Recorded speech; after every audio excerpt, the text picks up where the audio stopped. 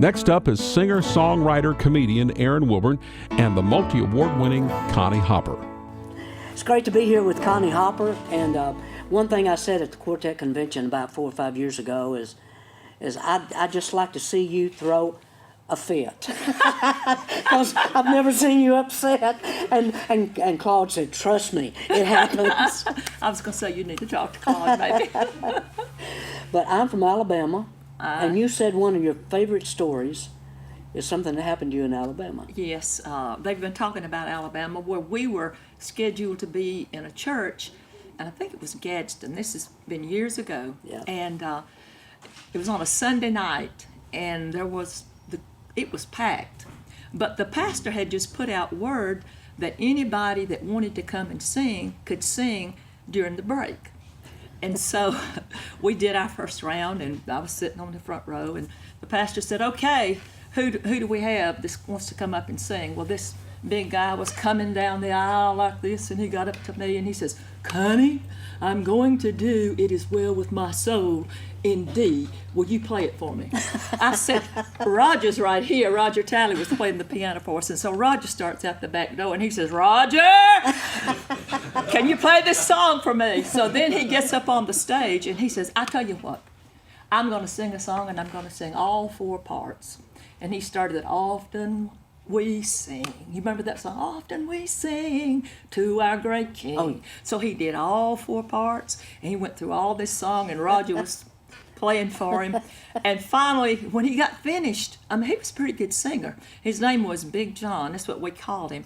And we had met him first up in Alexandria, Virginia, back in the 60s. So he knew us, and we saw him in Alabama a lot. But when he got through, the crowd just started clapping. And the preacher, he went into the encore. And the preacher looked over at me and he says, "Do you know him?" And I says, "Don't you know him?" I said, "Everybody in gospel music knows him." So he finished his song. So then the pastor says, "Now who else is here tonight?" So a little guy, I don't mean anything by this, but he was about your size. He got up there, he opened up. Well, I take that personal right there. And he opened up a guitar case, and he put it on, and he said, "I'm going to sing you a song I wrote myself." That was me. It's called The Cigarette Song. And he sang, "Listen, and I'll tell you a story." Anyway, Michael was sitting by me. Michael was little, and there was somebody else that came up and sang. But when it was over, Michael and I rushed to his car and bought that album that had the cigarette song, the baseball song, the telephone song. It had all these songs on it, and but it was a funny night. It was a really funny night, and we got up to do a particular song. That was when we first started doing "This Is My Country, This Is My Flag," and Dean was playing drums. And I looked at Dean, and when somebody else gets tickled, then I get tickled. And I was on stage going, just like this. I think everybody thought I was in the spirit, but I was so tickled. Even Debbie Talley said, "Connie Hopper, I don't believe that." You just reminded me. What? I wasn't going to tell this story now because I was going to ask you a story about a story, which I will in a minute. But I was in Texas, and I'm not going to tell the name of the town or anything, but in a college auditorium. The auditorium slanted toward the stage, downward. I'm singing 4 Days Late, and a lady who is not skinny comes down the aisle with a camera. She's going to take a picture of me while I'm singing 4 Days Late. She's running down. Now, you got to understand that past the first 4 or 5 rows, nobody is going to see what happens because of the slant of the building. She's running down. She kneels in front of the stage, and she aims up at me, shoots the picture, starts to get up, and just falls over. And she just fell. And she can't get up. She's rolling in the floor with a camera, and I'm singing, "You may be fighting a battle of fear. You've got to." And people start shouting, "Woo! Woo!"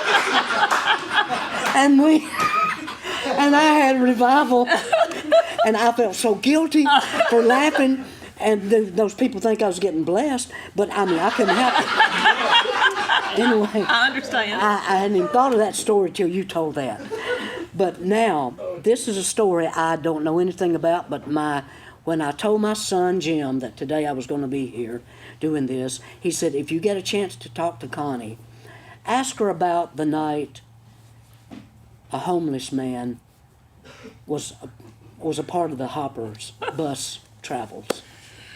Well, I was sleeping in our bus, and I get up during the night from time to time, so I come to the front of the bus, and we're traveling. We're traveling, I think, 81 or somewhere, and I walk up there, and here's somebody on the bus I've never seen, and Did he have a dog with him?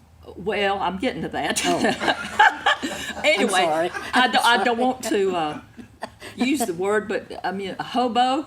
I mean, back in the movies, you saw the hobo. Mm-hmm. Well, here's this man up in the stairwell of our bus, and he looks like a hobo. He's kind of rugged looking, and You're being nice. and I just sat there and I looked and I thought, what is going on here? And we had a young boy that was driving the bus, and he had met him at a truck stop, and they had got to talking. And so the man said, do you all have a restroom on this bus? And Matt said, yeah, we do.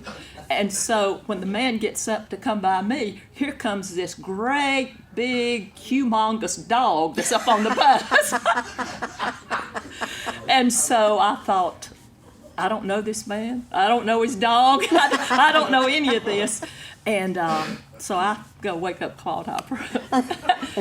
And the boy and the dog, they travel on to the next, wherever we stopped. And I think Dean took him in, and Claude took him in and bought him some breakfast. And that was the end of the hobo and the dog on the bus. Wow. Did your driver get fired? I think he just got reprimanded real good. He never picked up another hobo nor a dog. In case that wasn't picked up here in the studio, Porter Wagner was sitting off to the side and just asked if the driver got fired. We all know Gordon Mote as an incredible piano player, keyboardist, and vocalist. Also, Gordon spent many years on the stage at the Grand Ole Opry playing piano for Porter Wagner. Well, we asked Gordon if he wouldn't mind asking Porter to stop by and visit with us for a while, maybe talk to some of our friends. Folks, it's wonderful to have with me as my guest Ted Lovelace. Porter, it's Tim Lovelace. I've never heard of you. Well, that's okay. It's great to have you on my program. And outstanding. Now, they tell me that you're supposed to be funny. Well, my mom said if ignorance is bliss, she said I was blistered. All right, great. Now then, brought to you by Martha White, and there was great flour, and I'm sure your mother used to probably bake things with it and so forth. And you talk about your mother, and now what does she do? She's an ammunition salesman. All right, outstanding. And you're supposed to be funny. When does that part of the program start? Now then, have you played? It seemed like to me you were on the Grand Ole Opry a couple of times. Yeah, I have been. And you weren't funny then either. No. So, but they tell me that you're wonderful. Les Beasley speaks very highly of you. I never heard of him. I need to call him back. Maybe he was talking about someone else. Well, you're wonderful. It's been great talking with you on my program. And folks, you need to check him out. He reads all his own fan mail, makes his own clothes. Ted Lovelace. Thank you, buddy. You're wonderful. Thank you, Porter.